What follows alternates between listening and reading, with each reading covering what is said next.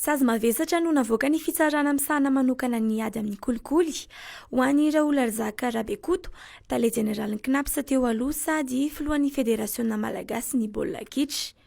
Tao aorian'ny fotoam-pitsarana ny alina latsinainy ifo talata dia nomelohan'ny PAK anao asan-terivozona mandritra ny 10 taona sy andola-mandy 500 tapitrisa ariary ity tompona andraikitra voalohany tamin'ny KNAPS teo aloha ity. Fanodikodiana-mbola-panjakana, fanararota-pahefana, fijerena tavan'olona, fanaovana osoka sy fampiasana osoka no nanamelohana azy. Nandritra ny fotoana ny tantanan'ny KNAPS ka nanangana ny toeram-panaovana fanatanjahan-tenan'ny KNAPS eny Vontovorona no voalaza fa nisy nitranga ny hampangana azy hoy ny loharanom-baovao iray avy ao amin'ny PAK. Anisan'ny nahazo sazy mahakasika ity raharaha fanodikodiana-mbola-panjakana tao amin'ny KNAPS ity ihany koa ny praiminisitra teo aloha Jean Ravelonarivo izay voasazy higadra trano maizina mandritra ny 5 taona. Ny praiminisitra teo aloha no voalaza fa tompon'ilay orinasa nisitraka ny fanamboarana ny asa fanorenana ny toeram-panaovana fanatanjahantena teny Vontovorona. Tsy nisy nanatrika ny fotoam-pitsarana moa ireto olona roa ireto. Olona efatra hafa voasaringotra amin'ity raharaha ity ihany koa no nahazo sazy ankoatra azy ireo. Iray ihany no tsy voasazy. Azo onitra hatramin'ny 9,000 tapitrisa ariary araka izany ny KNAPS. Notoloran'ny ministry ny fahasalamam-bahoaka Zely Arvelo Randriamanantany ny amboaran'ny tompon-daka ny fandrindrana ny fiainam-pianakaviana ny filohan'ny Repoblika Andry Rajoelina androany talata nandritra ny fionana mikasika ny fandrindrana ny fiainam-pianakaviana eto Madagasikara.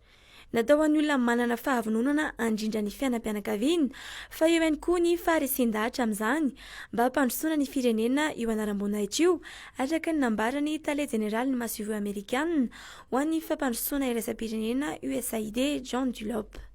Nandritra ny lahateny taona dia nandresy lahatra ireo mpikabatra-panamadina anaty saritra ny hoe 7 vavy i Andry Rajoelina. Raha vao fehintsika hoy izy ny fiterahana dia androsony firenena.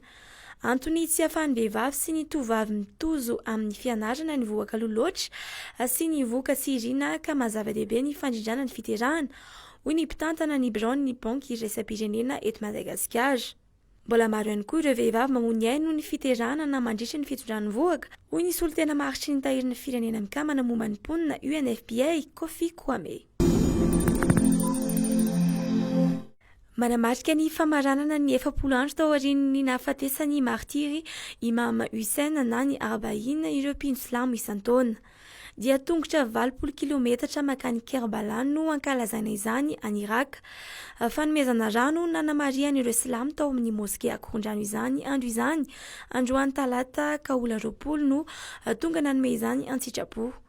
Mba tsy arovana ny rano ireo tsy manatsiny latsaka nandritra ny famonoana ny Imam Hussein dia fanangonana rano nanamariana ty andro ity ahafahana mamonjy ireo izay mila izany hoy ny Tchekil Banji.